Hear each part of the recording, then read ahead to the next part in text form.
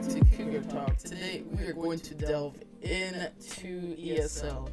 Now, a lot of people have been posting this morning about the new look into the Arcanist Class from that private event they did in San Francisco. And man, I just watched what Skinny had to say, and it's great. I can't believe some of the stuff that they have put. It's gonna be great. I'm excited. I'm really eager to see how this goes. Like I said, I'm very, very excited. And guess what?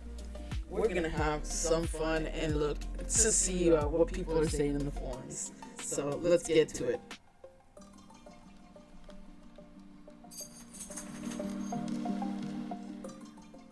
So today it says, great news, Oaken Soul gifts the Arcanist to a large extent. That is true. The Arcanist, the way it's been posted in the first look, you have to do things to create and generate crux. So the heavy attack build isn't going to be a thing for the Arcanist, at least not right now. So Niceto says, I feel this will make light attack players happy. He just got done watching the content creators, and Oaken Soul's already a huge crutch. The last thing I wanted was for it to infiltrate the new class and lead to an even stronger class in the Sork when it comes to heavy attack builds.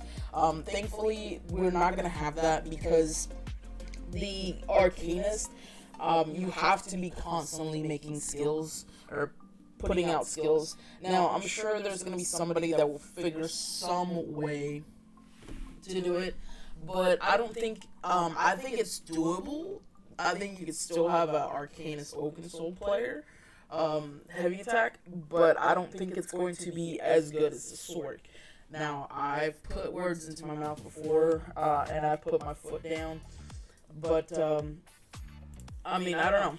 So he says, there will, however, be a mythic that increases skill damage while decreasing light attack and heavy attack damage. This is awesome because, unlike Oaken Soul, it will still require a fair degree of engagement.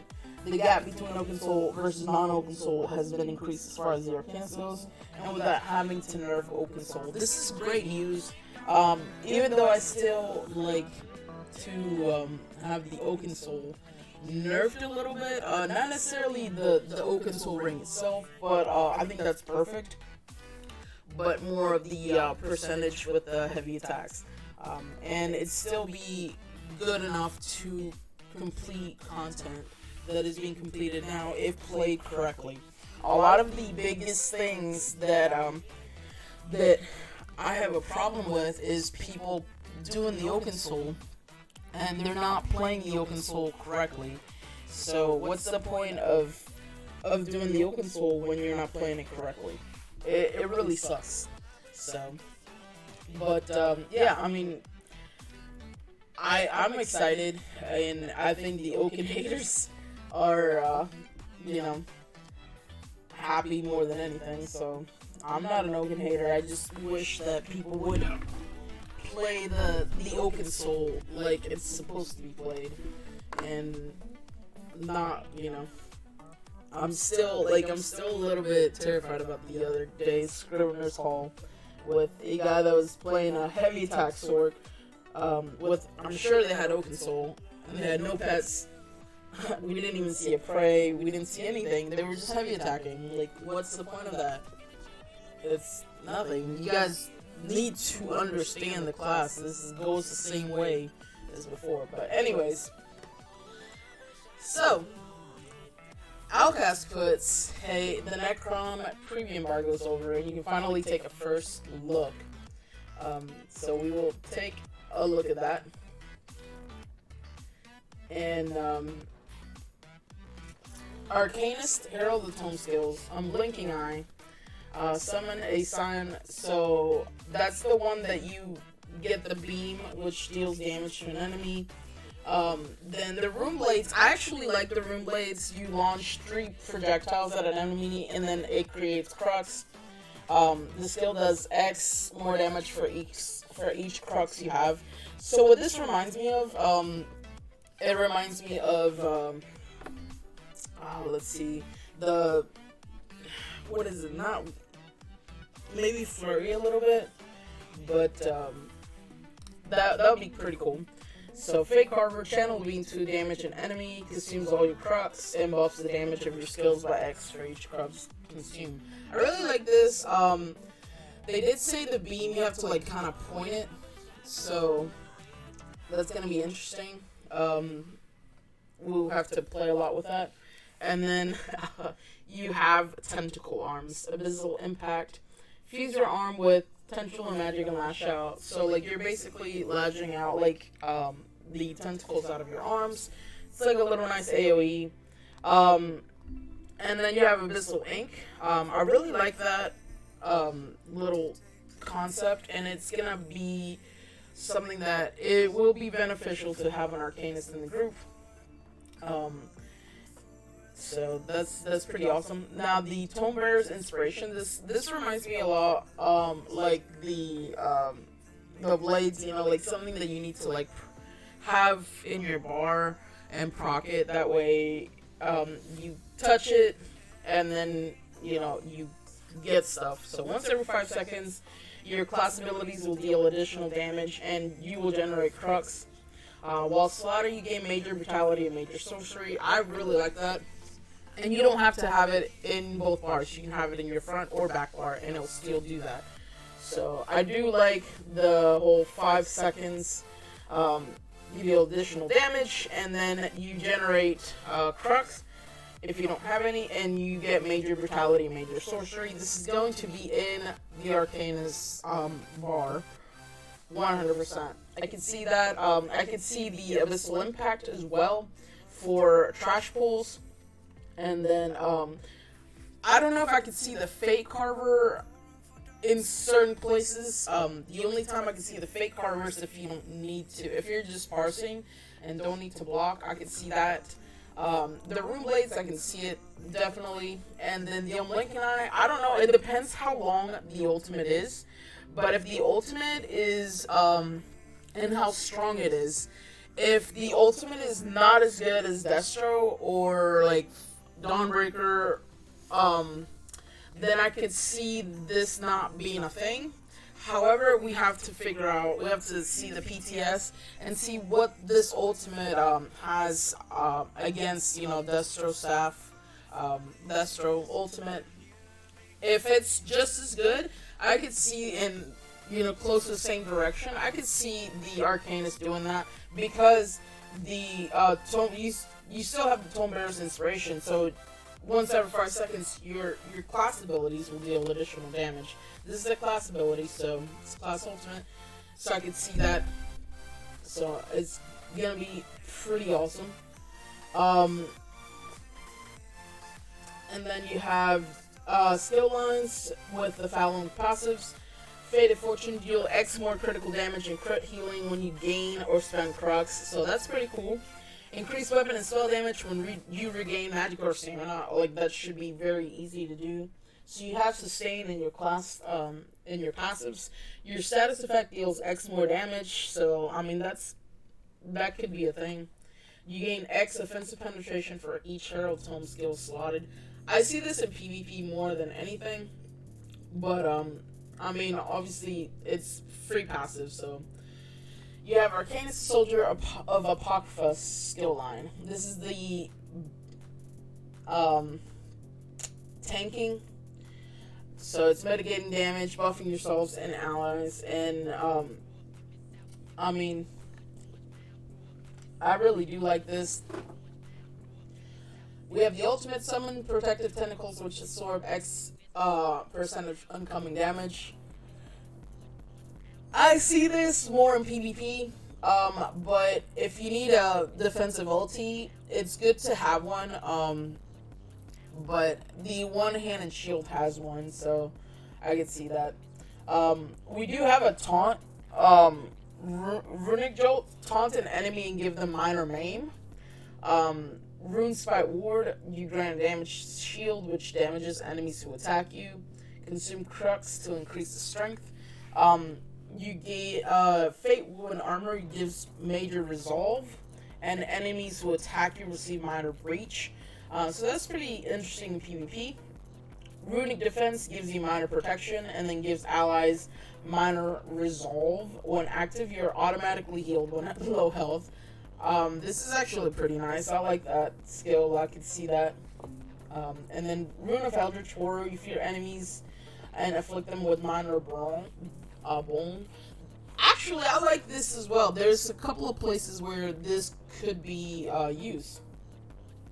So here are the passives. Your armor is increased while a soldier ability is active. So you have to have an active ability on you to have the armor increase. And then you have increased health, stamina, and magical recovery for each ability slotted. So it's going to give you sustain for having that too. You and your group get minor evasion when you cast an Arcanist skill. So it's any Arcanist skill, you get minor evasion for you and your group. So that's pretty awesome. It could be a thing in PvP and PvE as well. And then when you consume Crux, you gain X ulti. Yeah. That is pretty awesome, because I'm wondering how good the ulti regen the Arcanist will have compared to the Nightblade as far as the healers with SPC Pillager. That is what I'm wondering. I want to see that. I want to see which one is better, because that's going to be pretty awesome. So we'll see. We'll see that. I wanna see what exactly like the X Ultimate is. I really am very excited. I can't wait.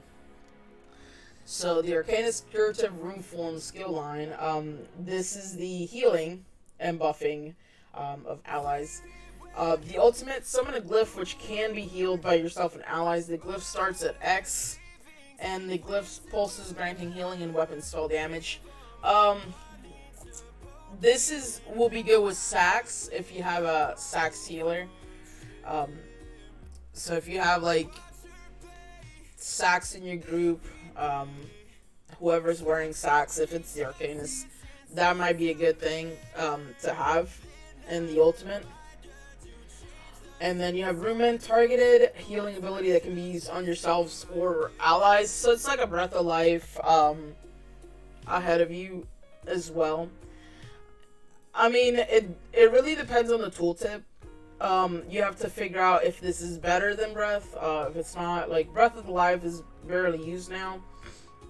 And then it really depends. So I really have to see the amount people are done. Remedy Cascade summons a healing being targeted at an ally. Consumes Crux to also grant Magicka and Stamina regen to the target. I don't think this is going to be used as much unless we have fights that are heavy in the resources. It's a nice beam, don't get me wrong. But I could see an off-tank doing this as an Arcanist for a place like VKA, but as far as a healer, I don't know. I think this might be a little bit too much.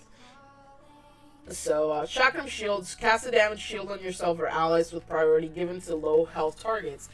And what Skinny was saying is that your crosshairs are going to, the Chakram Shield is going to target those crosshair players first. So this would be pretty interesting for in places like Godslayer EOF progs for the Geist boss. I could see that depending on how good the damage shield is. But we'll see on that. I want to see this shield a little bit more before I give my overall on if it's good or if it's bad. I want to see it in action first, and I want to see how good it is in action first. Arcanist Domain spawns a ground AoE that gives minor courage, minor fortitude, minor intellect, and minor endurance to yourselves and allies who stand within. This is awesome. 100%. This is a skill that a healer or tank will be using. There's absolutely no reason why not to use it. So this is great. Prophecal Gate summons the gate at the target location and teleports. This is good for PvP.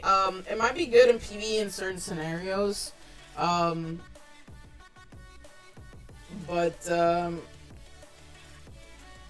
I don't know. Like, it really depends. Maybe for Salvaka, so like you summon that and have the allies, because there's a morph where your allies can do that too. So I mean, maybe.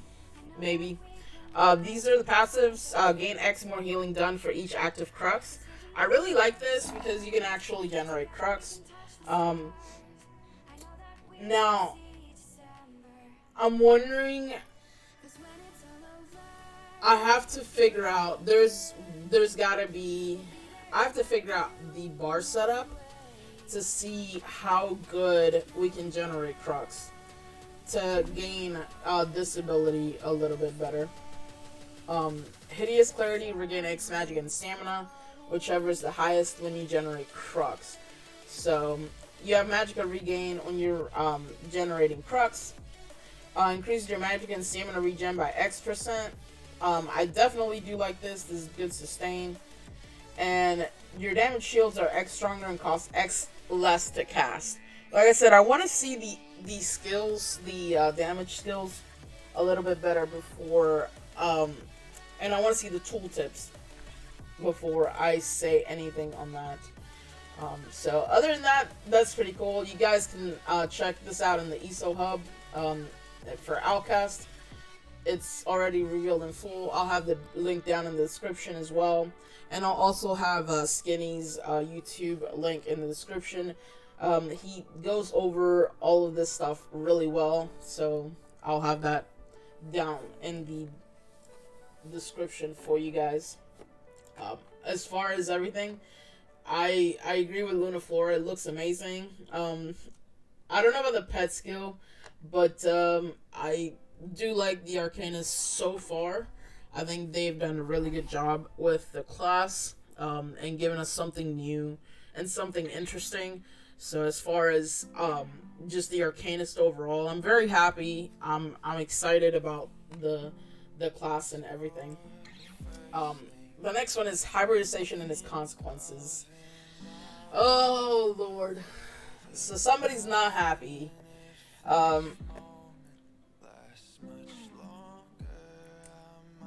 Bro, like, just embrace it.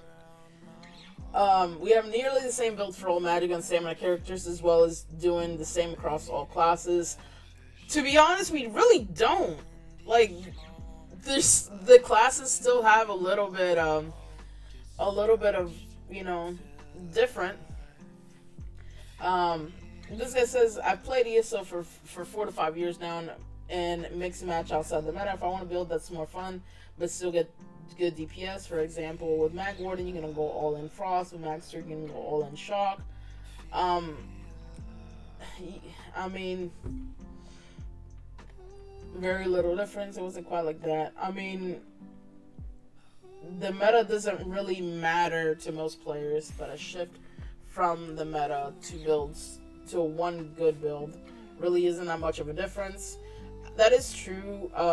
Really, the meta hasn't really changed. We just adapted. So I don't understand why, you know, people are being super weird and super odd with this situation. So, guys, like, just embrace it. Like, as soon as you embrace it, and there is differences between classes. Like, the Necros are still using Necro skills. The DKs are still using DK skills. The Wardens are still using Warden skills. The Sorks are still using Sork skills. Like, there is a difference. You just choose to ignore it. So, there you go. Like, yes, it is a hybrid meta. And you are using stamina and magic abilities. But, guess what? They're within your classes, too. Just because you want to go all in mag and just go mag in your class and not stam, like, that I could see that, but what you're moaning about is completely different. So, yeah. Now, people are saying bad anniversary. Hermes Mora says, all I want to share my observations. We've all been waiting, but this year doesn't feel like a holiday. We receive rewards for completing the quest. I complete daily crafting raids. For each character, 7 quests, 7 boxes. In the past 2 years, I was guaranteed to drop 1 craft motif out of 3 to 4 boxes. Turns out 2 pages from 1 character. What do I have now? I complete 2 characters, and I can only get 1 craft motif, and I've been watching for this statistic for 4 days. Yes, there is a little bit of a difference. The style page, the new style page, is not dropping as much as it was in the past, but how is that a bad thing, you guys? Like, that makes you play more to get more out of stuff, you know. And some people's like, you must just have really poor RNG. I've dropped at least 150 motifs. Yeah, like, and like 10 to 12 bone meal pages. The drop rate is fairly decent. I think there is a little bit of a laid back on the drop rate, but it's not anything like very noticeable. Yeah, the bone mold style page is rare, but it's mostly on a second character doing crafting red, so somewhere between 7th and 12th red. So I could see that, and yeah, I am okay with that drop rate, because that means that we could sell those style pages a little bit better. So there you go.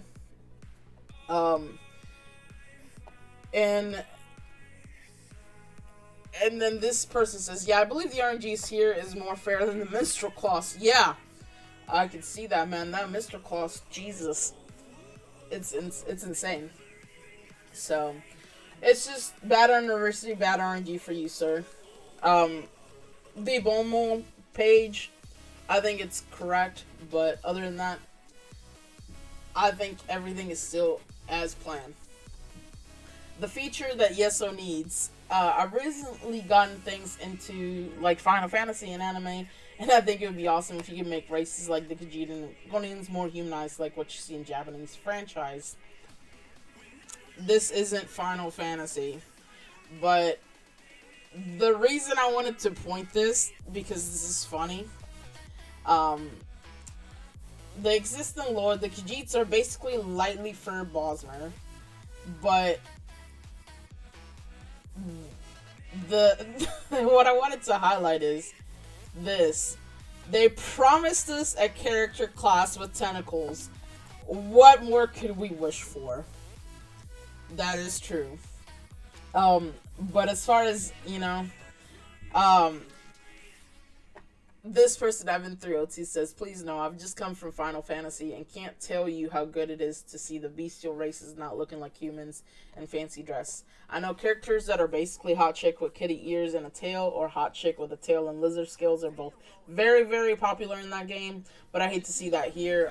It really wouldn't fit the aesthetic of ESO. That is true. That's the biggest thing. It just doesn't fit the game style, and the game lore.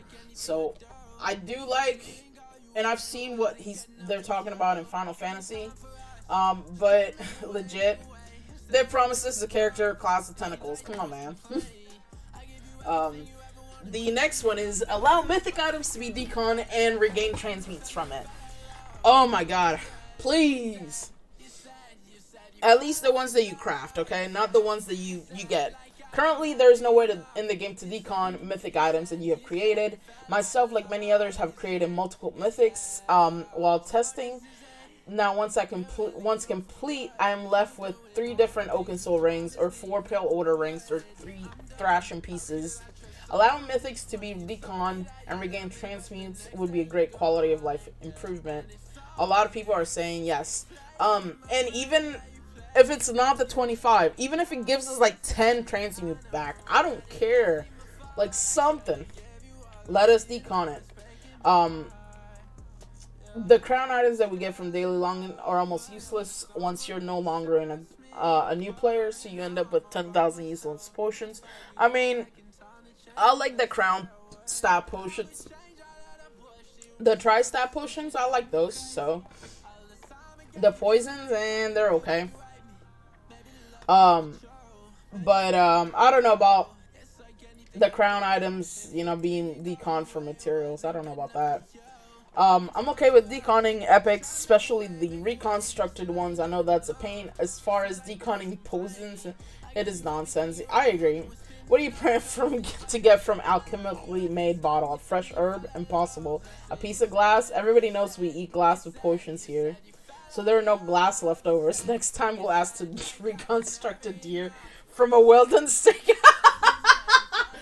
Oh my god, that's so fun. That's so funny. But anyways, I do agree we should allow have mythics be allowed to be deconned if you have constructed them.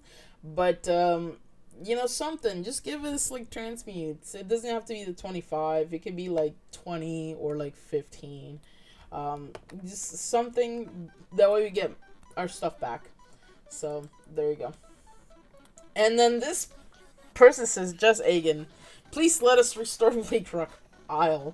I don't know what is the deal behind this, but apparently you're not able to restore Bleak Rock anymore. It is a peaceful town. I would love a small house near the way shrine. I would love to spend some time walking around town again without all the burning. Now, I do like the idea of having a house there. But I don't know about that. No point, read, money, profit in doing that. Sadly, likewise, Norch Cell, why not do something about it instead of keeping it for literally years? And you know what? I too would love Sauce to do that, but they won't. Germanoff, sadly, you're probably correct. They'll never do it, but I sure wish would sometimes at least care enough to respond. Yeah, I mean, I get it. I've always thought events like this in all games should spawn dailies that allow you to get materials.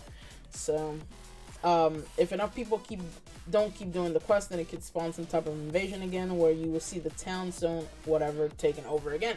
That's actually pretty cool. So, this person, the Mohausen or whatever, saying, I've always thought events like this in all games should spawn with dailies that allow you to get materials to do other things that allow to rebuild and push the enemies out. So basically, Bleak Rock, you could go in there, do a daily that pushes the enemies out, or like a small quest every day that gives you like, a material pouch or whatever, or like even like an XP bonus or something for the next like 30 minutes. If enough people don't keep doing the quest, then it could spawn some type of invasion again, where you will see the town / zone, whatever, taken over again. That would be cool. That would be very cool to see. I actually like that idea. And the reverse says, I would love this. This is a great idea. I like this. This is exactly something that you could do, and you can make it a little bit more fun. But anyways, we're gonna go back to the section of announcements. Make sure you guys check out the Cougarisbae schedule. So this coming weekend is going to be the Western Skyrim Labyrinthian. If you don't know what that is, you get some pieces and you get some, there's cool things that you can get, like pets, costumes, skins, blah blah blah. 423 is Overland Hide and Seek, and then 430 is Trivia Night. I love Trivia Night. Very excited about that, folks. You should be as well. That is pretty freaking awesome. Now we have trial weekends, normal trial weekends, Saturday and Sunday, 4 p.m. Eastern. Contact Hades or Ivory if you need more info, or just post on Discord. You can sign up on the Discord tab in the Cougar Raiders, and no matter what your experience is or CP, you are definitely welcome to join. We will help you out as much as we can, so that would be pretty cool. Thank you to the Cougar City Boosters, myself, Score Music 09, X Reading X, and then Merc 271. And I would love to tell you that there is a housing contest coming soon, and I am working on it right now. But the biggest thing that I'm going to be working on it is I already have the theme set. And it's going to be announced after this event is over. I already have the theme, and I already have the price support and everything. So it's in the works. It's just waiting to be announced. I know a lot of people have been wanting a Cougar City housing contest coming. And I have said, hey, it's coming, it's coming, it's coming. It's coming, but now it's going to be here. I will announce it, and then after this event is over, because I want you guys focusing on the event. But just to get you very excited, it is coming, and it's going to be after the event. Now, the cool thing that we're going to have is we're going to have a raffle, which is different from the regular raffle. After this event is over, we're going to, we can start it right now, but we're going to have a raffle to where you put specific items in the guild bank, and then you get specific tickets. The raffle amount is going to be $1,000,000 gold to start off with. However, the more stuff you put in the guild bank, the better the price. So whenever we go in the guild bank, if I see that people have put enough to earn the $1,000,000 gold, then we will bump it up to something else, and it's gonna keep bumping up and up and up and up. So it could be $1,000,000 gold plus, one thing is the Jester's Festival costume, and then if we get to that, then it'll be like a Clockwork Polly. I have a lot of cool things saved up in store. I have the Gladiator costume. I have the Timber Crow costume saved up. So it could be a lot of things that will be added. And guess what? The first place will get all of it. So like, let's say that we hit the $1,000,000 mark, and then we're working on a Timber Crow costume. So the first place person will get the $1,000,000 and the Timber Crow costume. So it's going to be a pretty epic raffle. The more tickets you get, the more chances you have to get. Now the alloys are a ticket, Dough Wax is 1 ticket, Kudas and Rosins are going to be 2 tickets, Perfect Grow 5 tickets, Zircon Platings 8 tickets, Chromium Platings is going to be a whopping 25 tickets. And then we have unrefined mats, so any stack of ore is going to be 4 tickets, any stack of cloth 6, any stack of wood is 8. A stack of money runes is going to be 40 tickets. A stack of heartwood is going to be 30 tickets.